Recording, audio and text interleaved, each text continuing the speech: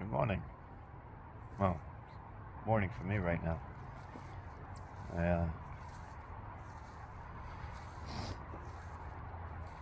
I'd like to talk a little bit more about my channel as a whole, and um,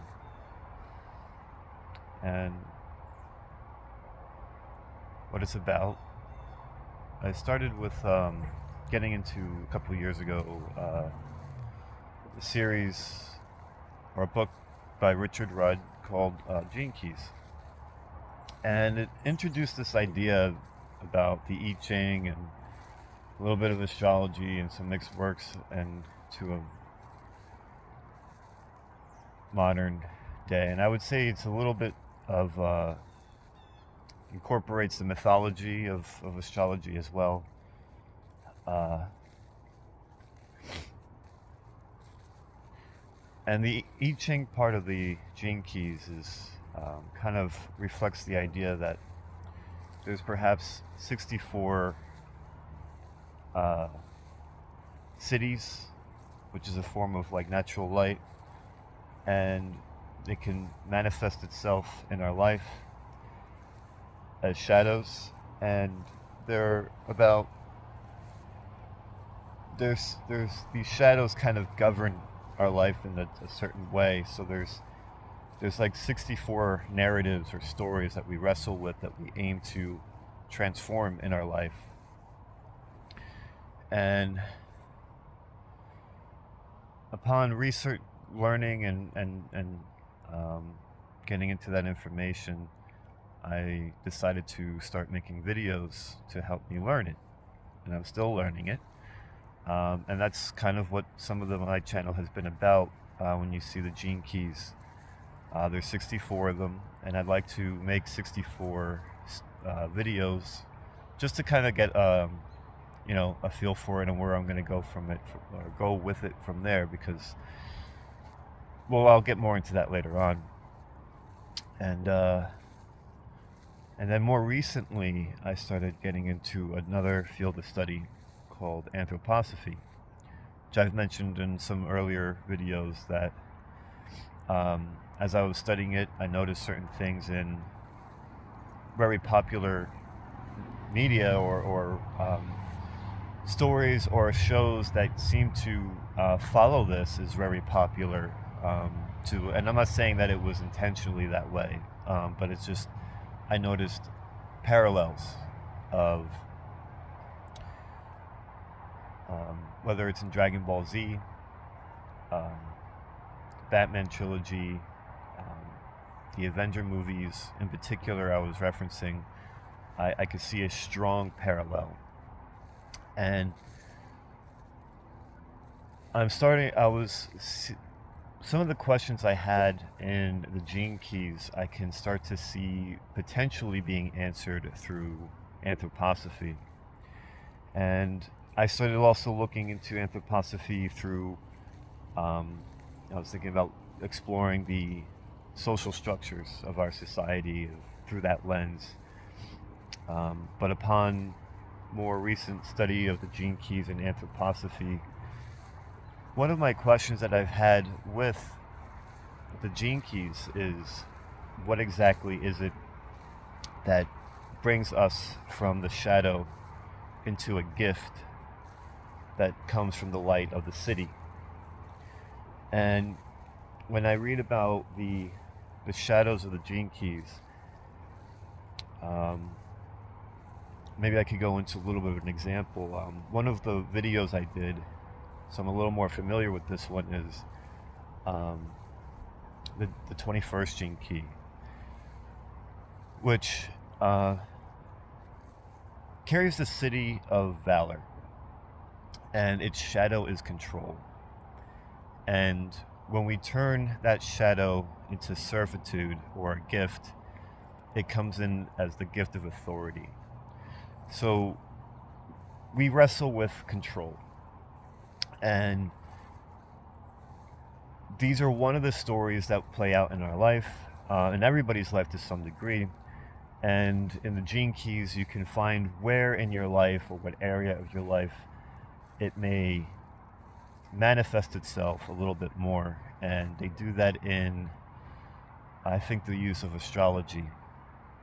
Now, with the 21st gene key of control, um, we have many areas of territory, many layers of territory, right? Your body is your territory, your environment is your territory, the people in your environment is your territory, and it continues to expand. Your city, your community, even your nation, to some degree, eventually the world itself, and how we react or respond to a little bird flying above there out of the trees. How we respond to these different layers. We wrestle with a sense of control. Are you in control of your body? Are you responsible for your body? And before it gets turned into the gift, they talk about a repressive nature and a reactive nature. And when they get into this aspect, it's like if we are repressive with our shadow, we almost relinquish our control. We loosen up and we say, whatever is happening in life is, we kind of free ourselves from the idea of trying to take control or instigate these things in our life as a happening. And on the opposite end, when we're outwardly more reactive, it's we tighten that up. We don't like change unless we're instigating it. And this is more of the reactive nature. And somewhere in between that, when we wrestle with that, and we can turn that into a gift, a servitude, we find that, it's not about what we want or controlling what we want. We find a sense of authority, right? And authority isn't about, and as the way that is manifest in the gene keys, isn't about taking power to control our environment. It's about leading and bringing out leaders in your environment, empowering other people through wisdom. You take leadership by providing to your environment, by providing to your people and strengthening them. And this, in taking responsibility and through sharing your wisdom and through sharing your, forms of empowering your environment and people, that's the true form of taking authority. And so now you are still instigating change. You're still having the effects of maintaining your environment through an actual sense of authority. And we are moving out of the shadow of control, which is trying to claim power, and there's no real self-worth, right? The self-worth there is in your power and your ability to dominate or to free yourself from that. But when we have a good sense of self-worth, because we know the wisdom, we know how to empower ourselves, we know how to empower others, we naturally go into authority. And this all comes from, as the Gene Keys would say, a city of valor. And this is all referencing from the book of the I Ching. Now, the idea with valor is that over time, wisdom builds upon itself, and we embody these truths, these noble truths. We know that loyalty, honesty, when people embody and live their life in this way, and these other noble truths, they're very prospering energies. This is where growth really comes from. Truth develops growth. Loyalty supports growth. These are characteristics that lay a strong foundation within a person. So these are just one gene key and one aspect that we that's a repeating story that throughout humanity we wrestle with. And so I'm very fond of this idea. I'm very interested in the gene keys, and hence why I've been making these videos about them. But one aspect I had kind of a curiosity is like, what is it that really can transform or bring, the idea of moving from the shadow into the gift, turning the darkness into the light, or that curse into a gift of them. And I have found that through anthroposophy, there might be a solution there. And I think in the upcoming videos, I started a little bit with one of my more recent videos of the gene keys, the 60-second gene key. I've played with a different structure with this one, and I'd like to explain a little bit about that. In anthroposophy, which I've referred to in some of my previous videos, is, and I only have a couple of minutes left with this, I have about 4, so I'm going to try to speed this up a little bit. Anthroposophy gets into 4 main impulses, and these impulses are aspects of life that kind of drive us in a particular way, and there's the materialization of spirit, and there's the spiritualization of matter.